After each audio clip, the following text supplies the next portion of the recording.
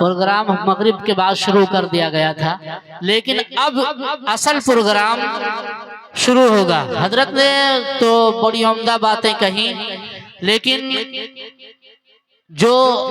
مخصوص علماء ہیں، جو ہمارے مہمانان اعظام ہیں، علماء کرام ہیں، وہ تشریف لا چکے ہیں۔ اس لیے میری درخواست ہے تمام ادھر ادھر ٹہلنے والے حضرات سے، جو ادھر ادھر ٹہل رہے ہوں یا کھڑے باتیں کر رہے ہوں، ان سے میں گزارش کر رہا ہوں کہ وہ جلسہ گاہ میں تشریف لے آئیں تاکہ مکمل طور پر پروگرام کا آغاز کیا جا سکے۔ میرے عزیزو، قرآن کریم کی جو سب سے پہلی آیت ہے وہ اقرأ بسم ربک الذی خلق ہے، اور یہ سب سے پہلی آیت کس اعتبار سے ہے؟ میں آپ کو بتا دوں کہ قرآن کریم کو اللہ تبارک و تعالی نے جب نازل کیا ہے تو سب سے پہلے اقرأ بسم ربک الذی خلق نازل کیا ہے۔ اس لیے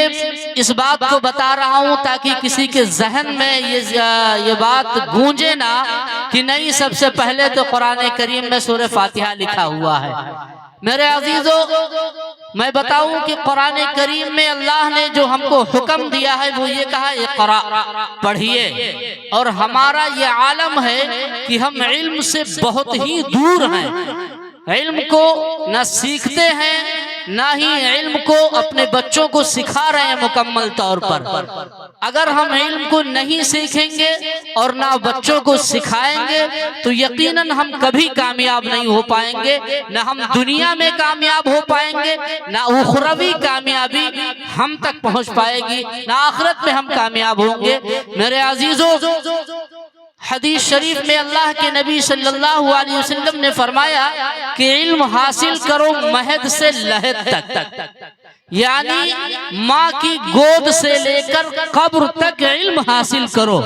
علم حاصل کرنے کے لیے آقا صلی اللہ علیہ وآلہ وسلم نے کسی عمر کی قید نہیں لگائی ہے کہ بچہ ہے تو علم حاصل کرے، جوان ہے تو علم نہ حاصل کرے، بوڑھا ہے تو علم نہ حاصل کرے۔ نہیں، ایسا نہیں ہے۔ اللہ کے نبی صلی اللہ علیہ وسلم نے فرمایا کہ علم حاصل کرو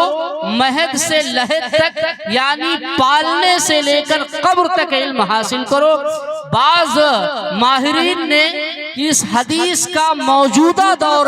کے اعتبار سے عملی ترجمہ، عملی تفسیر یہ کی ہے کہ اسلام میں جب بچہ پیدا ہوتا ہے تو اس کے کان میں اذان دی جاتی ہے، یعنی اسے علم سکھایا جاتا ہے، علم اس کے کانوں تک پہنچایا جاتا ہے، اس لیے کہ وہ علم سیکھنے کی پوزیشن میں نہیں ہے، وہ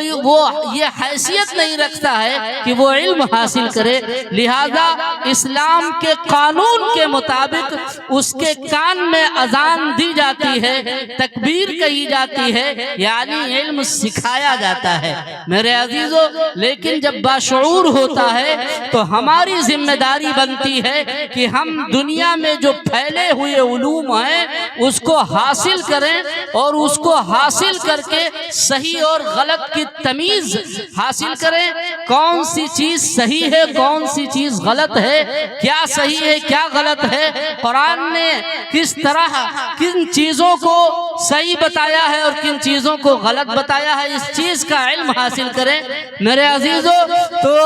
جب ہم بڑے ہوتے ہیں، باشعور ہوتے ہیں، تو اس چیز کی ذمہ داری ہمارے اوپر ہو جاتی ہے کہ ہم علم کو حاصل کریں، یعنی دنیا میں جو پھیلے ہوئے علوم ہیں ان کو ہم اچھی طرح حاصل کریں، اور دنیا میں پھیلے ہوئے جو علوم ہیں ان کا ہم فیصلہ کیسے کریں گے؟ ان کا فیصلہ یہاں سے ہوگا کہ یہ زمین و آسمان، چاند، سورج، ستارے، اور اس میں جو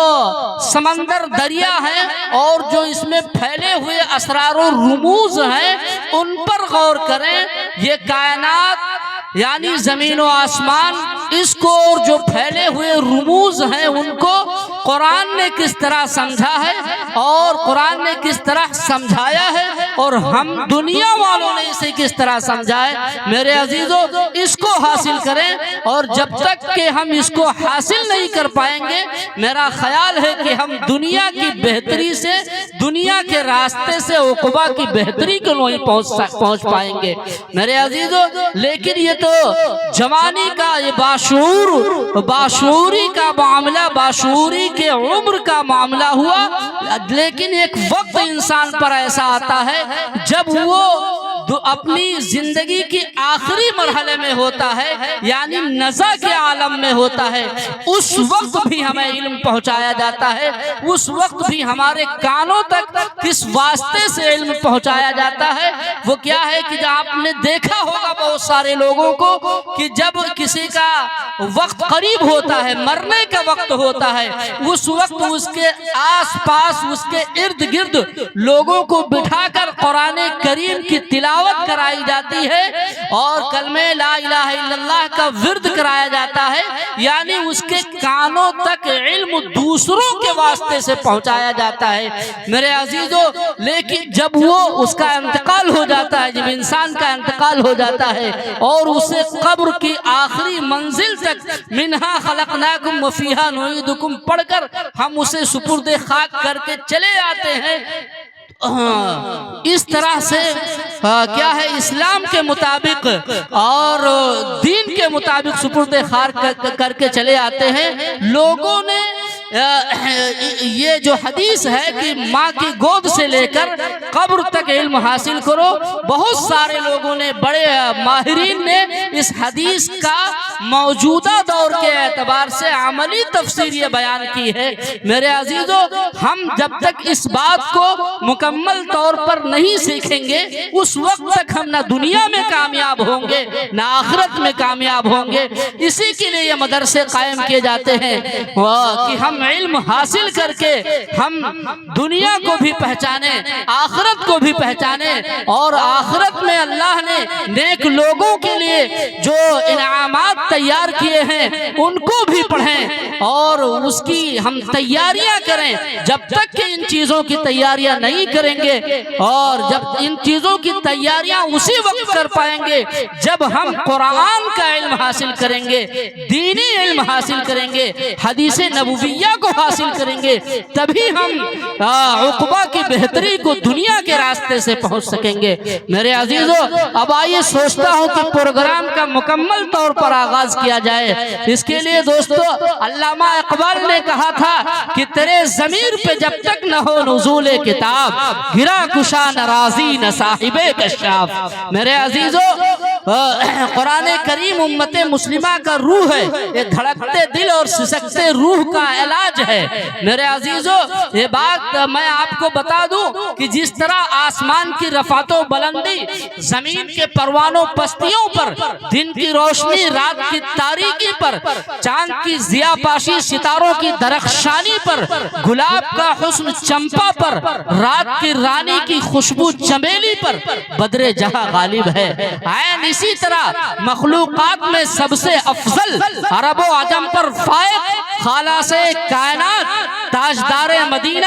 جناب محمد الرسول اللہ صلی اللہ علیہ وسلم کی فضیلت تمام نبیوں پر اور آپ کو عطا کیا گیا لازوال معجزہ قرآن کریم کی فضیلت تمام کلاموں پر غالب ہے۔ اور کیوں نہ افضل ہو؟ اس لیے کہ اس کا اتارنے والا بھی امین، جس کے ذریعے اتارا گیا وہ بھی امین، جس ذات پر نازل کیا گیا وہ بھی امین، جس مقام پر نازل کیا گیا وہ بلد امین، جس ماہ میں اس کی تنزیل ہوئی وہ مہینہ تمام مہینوں سے افضل، اور جس رات میں اتارا گیا وہ رات 1000 مہینوں سے افضل۔ میرے عزیزو جب ان تمام خصوصیات کا حامل قرآن مجید ہے تو آئیے ہم اس مقدس کلام سے ہم اپنی محفل کا، اپنی اس